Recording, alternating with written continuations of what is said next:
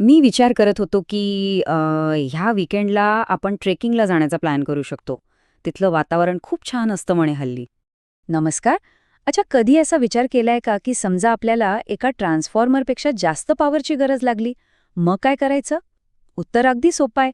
त्यांना एकत्र जोडायचं.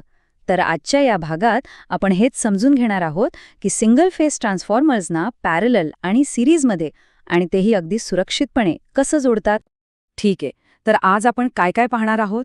सगळ्यात आधी हे ट्रान्सफॉर्मर्स जोडायची गरजच का पडते? मग बघूया पॅरलल ऑपरेशनसाठीच्या अटी.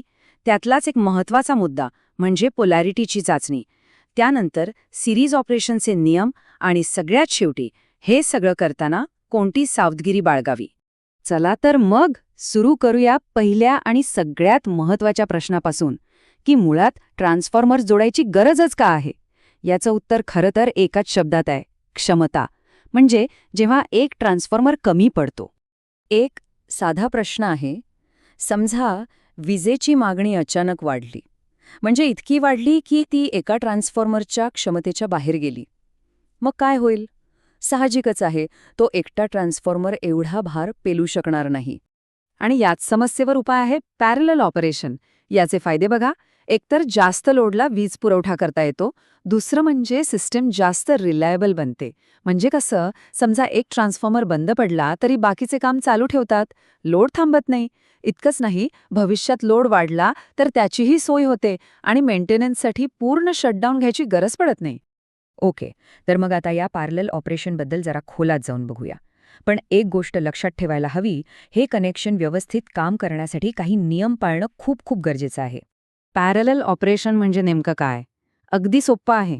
इथे बघा, दोन्ही ट्रान्सफॉर्मर्सच्या प्रायमरी वाइंडिंग्स एकत्र जोडल्या जातात आणि तसंच सेकंडरी वाइंडिंग्सही एकत्र जोडल्या जातात.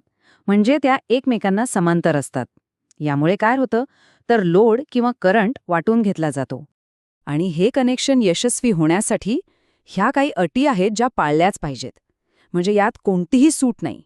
दोन्ही ट्रान्सफॉर्मरचं voltage ratio, percentage impedance, polarity, phase sequence आणि फ्रिक्वेन्सी हे सगळं अगदी तंतोतंत जुळायलाच हवं.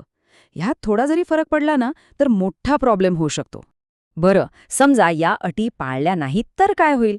तर मग या दोन्ही ट्रान्सफॉर्मर्समध्ये एक असा करंट वाहू लागतो जो लोडकडे जातच नाही. तो फक्त त्यांच्यातल्या त्यांच्यातच फिरत राहतो. याला सर्क्युलेटिंग करंट म्हणतात.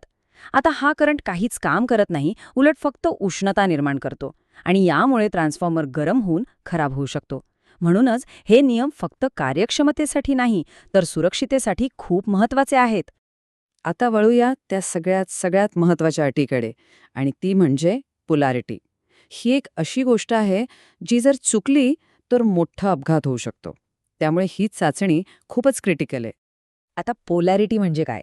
एकदम सोप्या भाषेत सांगायचं तर, कोणत्याही क्षणी ट्रान्सफॉर्मरच्या प्रायमरी आणि सेकंडरी वाइंडिंगमध्ये जे व्होल्टेज तयार होतं त्याची एकमेकांच्या तुलनेत दिशा काय आहे, म्हणजे त्यांचं प्लस आणि मायनस कसं आहे, आणि ही दिशा बरोबर असणं खूप महत्त्वाचं आहे. ही पोलॅरिटी तपासण्यासाठी एक सोपी टेस्ट आहे.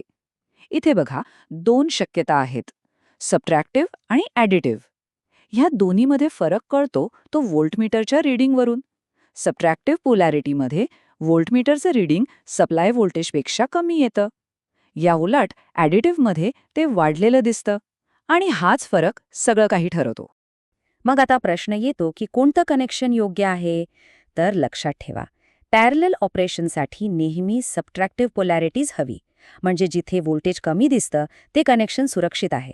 ॲडिटिव्ह पोलॅरिटी म्हणजे धोक्याची सूचना आहे, कारण त्यामुळे थेट शॉर्ट सर्किट होऊ शकतं. म्हणूनच ही चाचणी केल्याशिवाय पुढे जायचंच नाही. चला, आता पॅरलल ऑपरेशन झालं.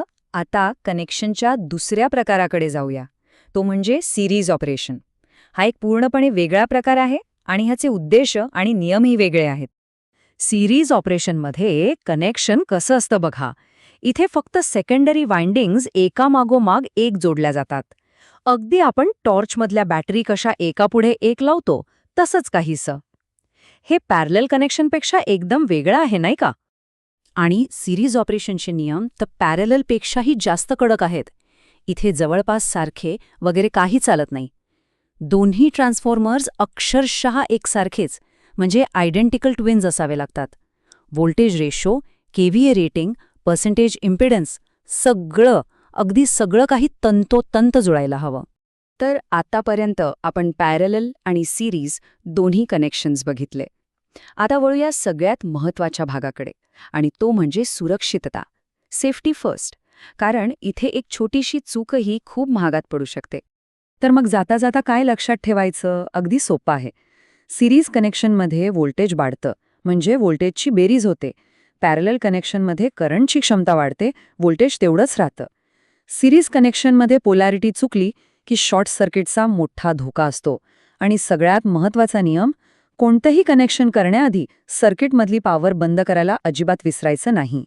आणि आता जाता जाता एक विचार करायला लावणारा प्रश्न, प्रत्यक्ष कामाच्या ठिकाणी कुठे हाय व्होल्टेज देणारं सिरीज कनेक्शन जास्त उपयोगी पडेल आणि कुठे हाय करंट देणारं पॅरलल कनेक्शन? जरा विचार करा, ह्याचे उपयोग खूप इंटरेस्टिंग आहेत.